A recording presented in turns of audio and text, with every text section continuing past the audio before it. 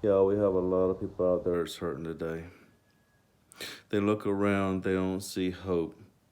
They don't see hope for themselves. They don't see hope for people, society, you name it. You know, I've had the privilege of being able to work with some people that's been addicted to drugs and stuff in the past. And I've been able to listen to them, been able to help them. Most of the ones I talk to, they fall in that category where they had this hopeless feeling inside and they were searching for something to ease the pain. They were searching for something to fill a gap, a void, just to pass the time, to make the hours go by so that day was over. That's not enjoying life. That's not being a beacon for someone else because you can't even be a beacon to yourself. It's a constant pain. I felt that pain before, years ago.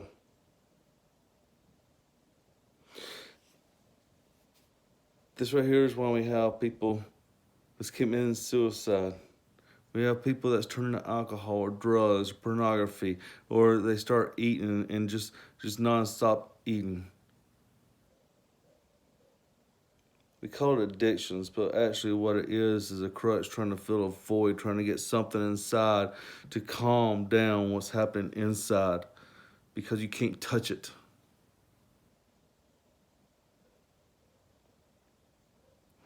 There's one that knows exactly what you're going through, and he cares about what breaks your heart. He cares about what you're going through. And if you trust him and you talk to him,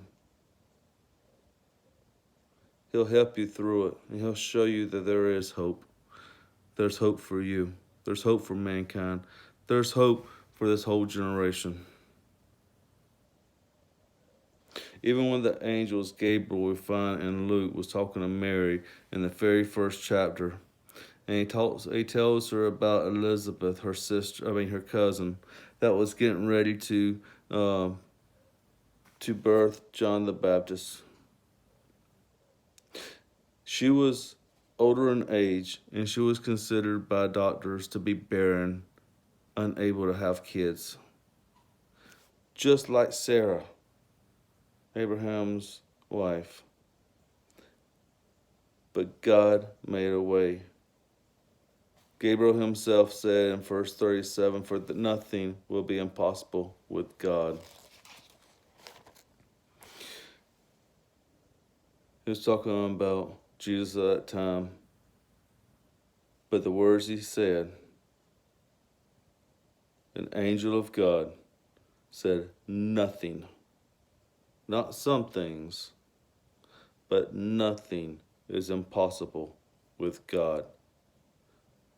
That means whatever you're going through, he can still help you out. However dark it seems, he can help you through it. And he wants to, if only you'll believe.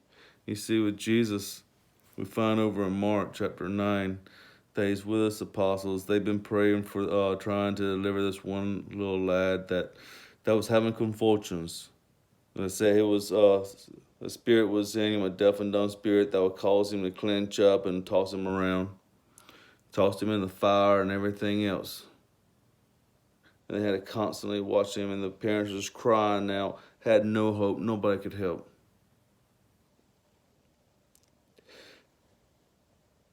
Over in chapter 9, what Jesus says to them when they're crying out, asking for help. And Jesus said to them, if you can, all things are possible to him who believes. All things. And immediately the boy's father cried out and began saying, I do believe. Help me my unbelief. Folks, a lot of times, I don't care how long you've been reading the Word, how long you've been praying to God, it's easy for us to get our minds off of God and start seeing what we see right in front of us. That's what happened to Peter when he was sinking in the water. He first was seeing Jesus walk in the water. It's like, I know if you allow me to come to you, I can walk on water even, because nothing is impossible with you.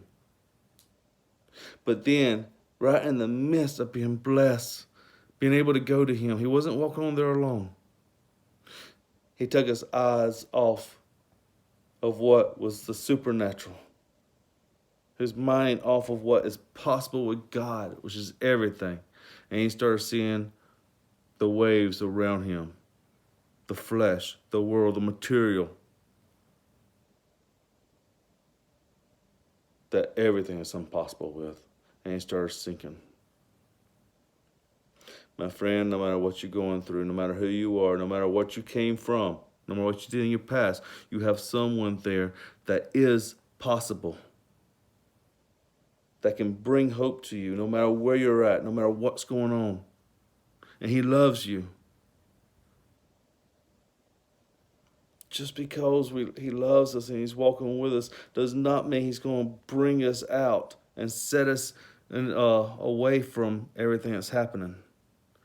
But if we trust in him, he will wrap his arms around us and he will carry us through it. And he will give us the wisdom to know what to do in the darkest times for the best outcome.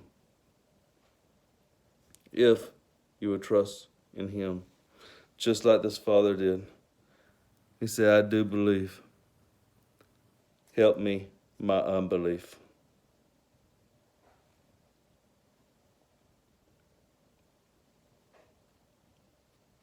He's right there with you, no matter what you're going through. He sees your pain and he hears your heart. There's no special spell or casting of prayers that you need to know. You just got to believe that he cares about you and that he is the Son of God. And ask him to give you wisdom to help you through it.